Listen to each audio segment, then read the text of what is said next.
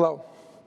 It's an honor to join you not only on behalf of Montgomery, one of the most historically significant cities in the world, but on behalf of the entire Central Alabama Black Belt region, one that is rich in pain and progress, but one that's also rich in terms of fortitude and triumph, resilience and resistance.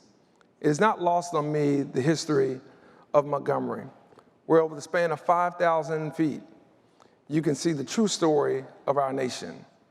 One that starts on the Alabama River, where property was brought to be auctioned off at slave blocks on Commerce Avenue, but also where there's a building where a telegram was sent, starting the Civil War. But shortly, just down the block, there's also a bus stop where a seamstress and an NAACP member decided she was going to stand up against state-sponsored segregation, which ignited the modern civil rights movement. And not too far from there is a small church where a 26-year-old pastor who had been on the job less than 9 months was asked to lead a one-day boycott.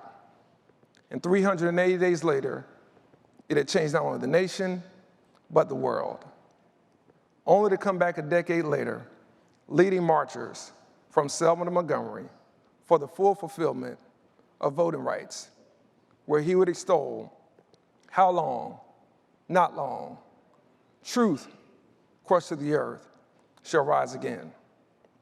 And there you have a star emblazoned on marble steps at our state capitol, where the first and thankfully only president of the Confederate States of America was inaugurated. And so, as we look upon these open wounds that have affected our country and at least 35% of people throughout our nation, and we look at the potential unraveling that's happening around us, we have to ask ourselves, is it back or did it never leave before? Was it just lying dormant? Many historians will point to 1776 as a true beginning of this democracy. I would challenge that.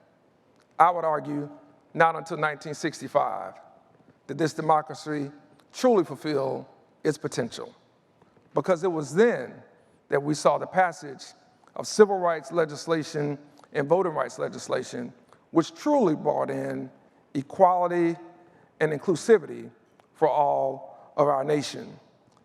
And so when we think about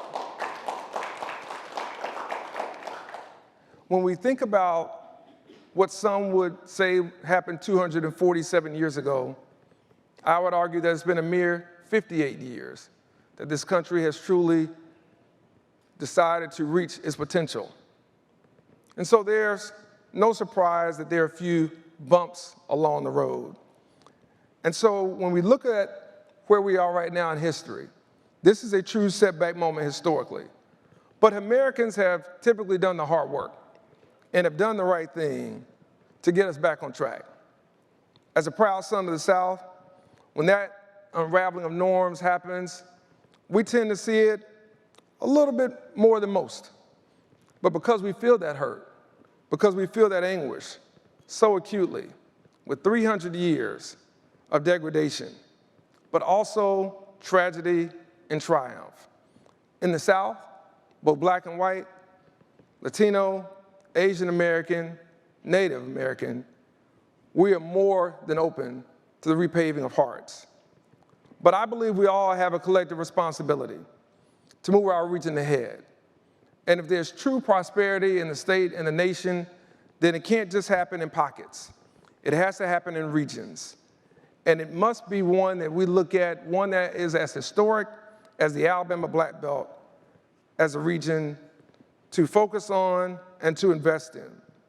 And yes, while this is certainly about my city of Montgomery, Alabama, I must also include the people around Montgomery who have done so much with so very little.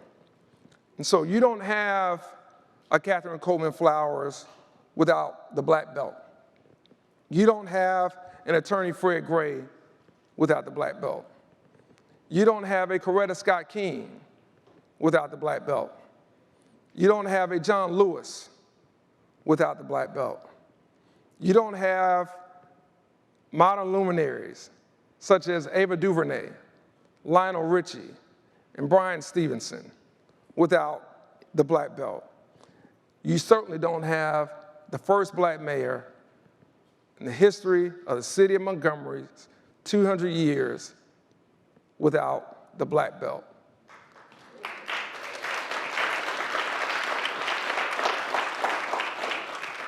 The great poet Maya Angelou once said, "We bring the gifts that our ancestors gave, and still like dust, we rise."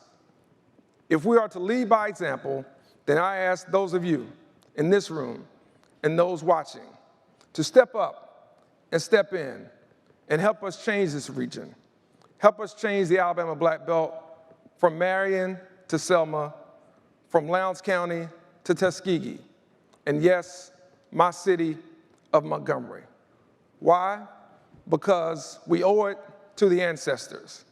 We owe it to the descendants of change makers and trailblazers who had but a little of what we have in this room today.